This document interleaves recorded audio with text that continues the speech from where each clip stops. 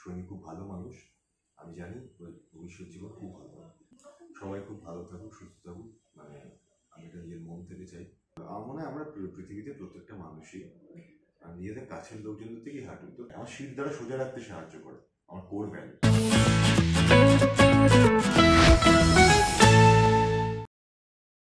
এই মুহূর্তে আমি রয়েছি কোন গোপনে মন ভেসেছে সেট এবং আমার সঙ্গে রয়েছে রণজয়। তাকে যখন আমরা দেখি তাকে বিভিন্ন লুকে আমরা দেখতে পাই এবং তিনি নিজেকে যিনি নানা লুকে সাজাতে পছন্দ করেন, তিনি যে ধারাবাহিকে কাজ করেন সেখানেও নানা রকমের লুকে তাকে আমরা দেখতে পাই। এই বিষয়টাকে কিন্তু এনজয় করো। এই যে কিছুদিন আগে তোমায় দেখলাম ডুয়ার্সের একটা অন্য রকমের অভিনব লুকে তোমাকে ধরা দিয়েছিল তুমি পর্দায়। যেটা যে চরিত্রে যেরকম ডিমান্ড থাকে সেরকম করতে হয়। আমি অভিনেতা হয়েছি তার একটা বড় কারণ যেমন ছোটবেলায় এটা খুব ফ্যাসিনেট করতো যে I can live different characters. এটা খুবই ফ্যাসিনেটিং একটা বিষয়। এবং শুধু পর্দায় নয়, তুমি এমনি সময় তো বেশ বিভিন্ন রকমের লুকে নিজেকে সাজিয়ে রাখতে পছন্দ করো। এটা কি মানে বিষয়টা কি তুমি এনজয় করো? মানে অবশ্যই আমি যখন নিজের থেকে যখন যেটা করি আমি অবশ্যই খুব এনজয় করেই করি, কারণ যেটা আমার ভালো লাগে না এমন কোনো কিছু আমি করি না। খুব বাধ্য হয়ে যদি করতে হয় এটা শুধুমাত্র সিনেমা কিংবা সিরিয়ালের ক্ষেত্রে। নিজের ক্ষেত্রে যেটা করবো অবশ্যই সেটা এনজয় না করলে আমি কখনো করবো। এবং তোমার ইনস্টাগ্রাম দেখলে বোঝা যাচ্ছে যে এই বছরটা কিংবা আগামী বছর, যদি একটু কান পাতলে আমরা এটাও শুনতে পেয়েছি, আগামী কিছু বছর তোমার ভালো যেতে চলেছে এবং তোমার সামনে অনেক কিছু আসতে চলেছে যেগুলো তুমি অনেক বছর ধরে তো ওয়েট করছিলে, সেগুলো তুমি অ্যাচিভ করতে চলেছো। এটাও কি একটা কোথাও মনে হয় যাতে এন্ড অফ দ্য ডে এত দিনের খাটনি সেটা একটা সফলতার দিকে এখন এগোচ্ছে?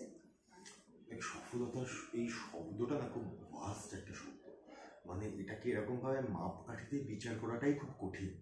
তো আমি ওইটা করবো কোনো কিছু আমি ভাবছি না, খুব একটা ভাবতে আমি রাজিও না। আর এগুলো আমি খুব একটা এক্সাইটেডও করে না, এরকম নয় আমি খুব একটা জ্ঞান পাপের জ্ঞান দেওয়ার জন্য বলছি তা না। আমি সত্যি মানে আমার খুব একটা কোনো কিছুই এক্সাইট করে না। খুব ব্যক্তিগত জীবনের কোনো কিছু না হলে আমার খুব একটা এক্সাইটমেন্ট আমার হয় না।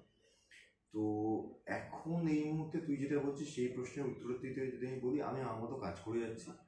এবার সেই অনুযায়ী নতুন কোনো কাজ আসছে, কথা হচ্ছে, বিষয় এগোচ্ছে, তো সেগুলো না তার মতো করে একটা ফ্লোতে চলছে। তো সেখানে আমার যে খুব একটা এক্সট্রা করে সেটা নিয়ে একটা আলাদা ভাবনা চিন্তা রয়েছে, কাজটা কনফার্ম হওয়ার পরে সেটাকে নিয়ে আমি কীভাবে সব থেকে বেস্ট তার আউটপুট দিতে পারি সেটা নিয়ে। কিন্তু সেটা আসছে বলে আমার দারুণ কিছু মানে খুব একটা আমি সেটাতে মনোনিবেশ করছি না, আর কোনোদিনই করিনি এইরকম। এক্সাইটেড কেন? মানে সেই এক্সাইটেড নয় কেন? মানে আমি হই না। আমাকে আমার খুব একটা এখন কোনো কিছু দুঃখ হয় না, কোনো কিছু খুব আনন্দ হয়, এবং এতে আমি খুব কমফোর্টেবল থাকি। এটা আমার কমফর্ট জোন। মানে আমি তোকে বলছি কয়েকদিন আগে নীলের বাড়িতে আমরা রাত্রিরে অনেকক্ষণ ধরে আড্ডা মারছিলাম।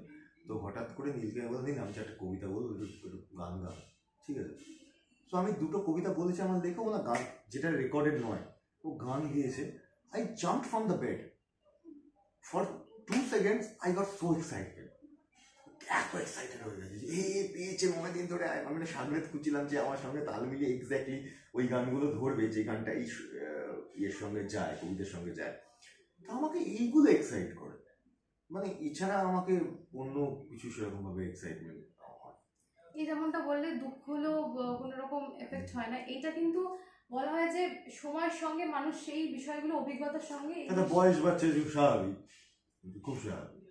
21 বছর বয়সে তোরাই হতো, আজকে কি হয়? আচ্ছা, একটা কথা যেটা বলা হয় যে মানুষ কখনো মানুষকে হার্ট করতে চায় না, কিন্তু মানুষের দ্বারাই কোথাও মানুষ হার্ট হয়ে থাকে। এই বিষয়টাকে তুমি কিভাবে দেখো? যেভাবে বাকি সবাই দেখে, খুব স্বাভাবিক। কারণ আজকে আমার মনে হয় আমরা পৃথিবীতে প্রত্যেকটা মানুষই নিজেদের কাছের লোকজনদের থেকেই হাঁটু তো, মানে পাশের বাড়ির টুম্পা মাসির খুড়তো ননদের ভাই, সে তোকে কি বললো, বাড়িতে বসে 4টি গাল দিল, তোর কি যায় আসবে? তুই না তাকে চিনিস না, তার ব্যাপারে তোর কি যায় আসে?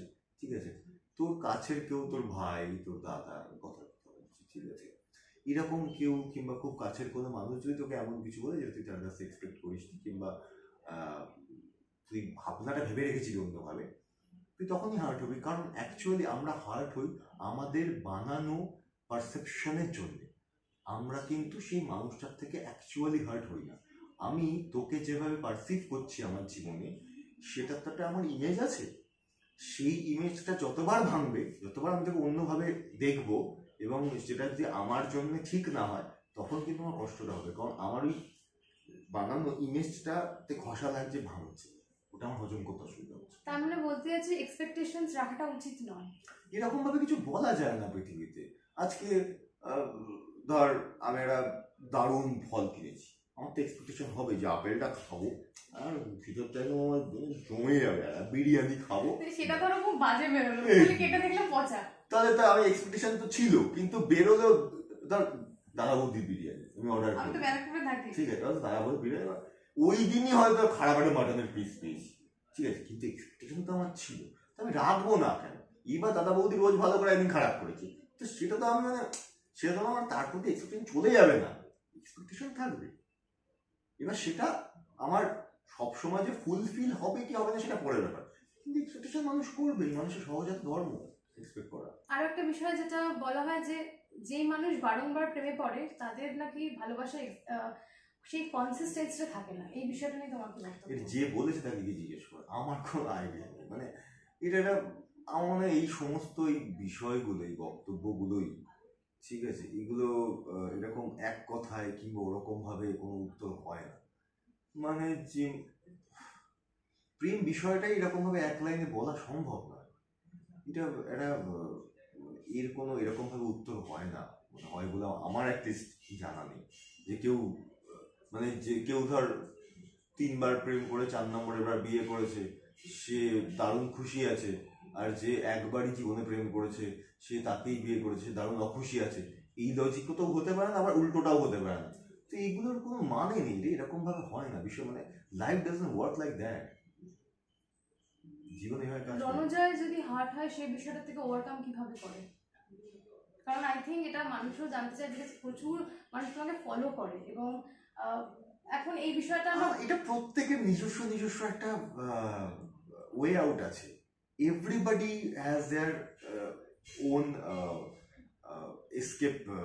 এসকেপ জোন, সবাই জানে কিরম ভাবে এসকেপ করবে, আমার escape zone I never late my self down, যেখান থেকে আমাকে আমার কোর ভ্যালু থেকে বেরিয়ে যেতে হবে, সবার একটা কোর ভ্যালু থাকে, আমারও একটা কোর ভ্যালুজ আছে, যে আমি আমার ভ্যালু সিস্টেমের ক্ষেত্রে খুবই পাক্কা, ঠিক আছে, ওটা আমাকে কোথাও করে মজা দেয়, আনন্দ দেয়, আমি সেখানে জোর না এক্সাইটমেন্ট দেয়, আমাকে স্ট্রেন দেয়, আমার শীত দ্বারা সোজা রাখতে সাহায্য করে আমার কোর ভ্যালু, তো আমি আমার কোর ভ্যালু না ভেঙে আমি নিজেকে যেরকম ভাবে এসকেপ করতে পারি, সময় ধর আমি একটা কাজ আমি ভেবে রেখেছি এই কাজটা আমার হবে, এবার কাজটা বলবো আমি একটু হার্ট হলো, কাজটা আমার বলবো, what will I do? I do nothing. I let it go. I let it go. Man, it's not in my hand. Whatever in my hand, I can work out on that only. Whatever is not in my hand, how do I handle it? ওই same আমার কথা, যে রাস্তার বেরোলে দুটো লোক আমাকে দেখে কি বলবে সেটাতে উপর জীবন, মানে সেটার উপর আমার জীবনধারা নির্ভর করবে না, আমি সেটা আমার হাতে নেই, ওটা তার মা বাবা তার ছেলে মেয়ে বুঝবে, আমারটা আমার হাতে রয়েছে, আমি গাড়িটাকে ভদ্রভাবে চালিয়ে তার রিক্সায় তার সাইকেলে গিয়ে ধাক্কা মারছি কি মারছি, এইটা আমার হাতে আছে, ওইটা আমার হাতে। এবং ধারাবাহিকে আসবো কোন গোপনে মন ভেসেছে, একের পর এক চমক আসছে, এবং আজকে প্রোমো শুট ছিল, সেখানে যদি তোমাকে আমরা দেখতে মানে তুমি একটা মেন পার্ট প্লে করো সেখানে, তো সেই বিষয়টা নিয়ে কি বলতে চাইবো দর্শককে? দর্শককে বলতে চাইবো রাইটাররা পুরো টিমই আমাদের, দে আর রিয়েলি ওয়ার্কিং হার্ড, সকাল রাত তারা গিয়ে দেখতে পাই, আমি তো শুধু অভিনেতা, আমি লাস্টে গিয়ে চক্ষুদানটা করি, 10 ঘন্টার স্কেডিউলে যখন আমাদের 8টা করে সিন আসে, প্রত্যেকটা যখন লাইট শিফট হয়, জায়গা চেঞ্জ হয়, খুব খাটনির কাজ, তো প্রত্যেকটা টেকনিশিয়ানস ইনভলভ সেখানে, ঠিক আছে, প্রত্যেকবার লাইট চেঞ্জ করা, নিয়ে যাওয়া, বাইরে ভেতরে আসা, শুধু একটাই কারণে, যেটা রাইটাররা চাইছেন যেরকমভাবে সেটার সঙ্গে সবাই একটা টিম হয়ে কাজ করছে, যাতে দর্শকদেরকে একটা ভিজুয়াল ইম্প্যাক্টটা যেটা গল্পের ক্ষেত্রে প্রয়োজনীয় সেটা যথার্থ হয়, তো everybody is really working hard to entertain you guys in a better way every day, সবাই চাচ্ছে বেটার করে যাতে আপনাকে এন্টারটেন করে, ভালো গল্প যাতে আপনাদেরকে উপহার দেওয়া যায়, সেখানে সম্পর্কের মোড় আছে, মোচড় আছে, সেখানে পাওয়া না পাওয়া, চাহিদা, ছেড়ে চলে যাওয়া, প্রত্যেকটা আমাদের হিউম্যান ইমোশনস আর ইনক্লুডেড, তো দ্য রিয়েলি ওয়ার্কিং হার্ড, দেখতে থাকুন কোন গোপনে মন ভেসেছে। এবং দর্শকের চাহিদায় আবারও পর্দায় জুটি পেতে ধরা দিতে চলেছেন রণজয় এবং শ্যামল, সেই বিষয়ে তোমাদের অলরেডি কাজ করেছে, হ্যাঁ, সেই এক্সপিরিয়েন্স একটু শেয়ার করো। এক্সপিরিয়েন্স খুবই ভালো, আমরা আমাদের জুটি অডিয়েন্স এত পছন্দ করেছিল বলেই বোধহয় আমাদের জুটিটাকে নিয়ে আবার কাজ হলো, এটা একটা মিউজিক ভিডিও, এটা আসবে পুজোর পরই। সায়ন রয় এটার মিউজিক ভিডিওটার পরিচালক, ও এখন বম্বেতেই সেটেল, পুরো টিম বম্বে ছিল মানে। They have done a great job, seriously খুব ভালো কাজ হচ্ছে। ইনফ্যাক্ট আমি নিজেকে এইভাবে কখনো দেখিনি, সামথিং লোকজন এইভাবে দেখেইনি আগে। এবং যে যে ভিজুয়ালে আমরা কাজ করেছি, মানে লাদাখ লে পাহাড়ে যে কোনো জায়গায় তুই যেখানে ক্যামেরা বসাবি সেখানেই ফ্রেম, কিন্তু সেটার উপরেও যে মাধুর্য, যে অলংকার বিন্যাস করেছে ডিরেক্টর এবং তাদের পুরো ছোট্ট টিম, বাট একটা গ্রেট জব। মানে অ্যাক্টরদের একদম সুন্দর করে রেখেছে, প্রতিদিন বুঝিয়েছে, খুব ভালো কাজ হয়েছে। মানে whenever it will come, people will enjoy that. শেষ করবো একটা প্রশ্ন, তুমি না চাইলে উত্তর নাই দিতে পারো। তাহলে এই প্রশ্ন করেছি, কালকে সোহিনী সরকারের বিয়ে হলো, তাকে কিছু শুভেচ্ছা জানাতে চাইবে? সবাই খুব ভালো থাকুক, সুস্থ থাকুক, মানে আমি এটা নিজের মন থেকে চাই। এবং সোহিনী খুব ভালো মানুষ, আমি জানি ভবিষ্যৎ জীবনে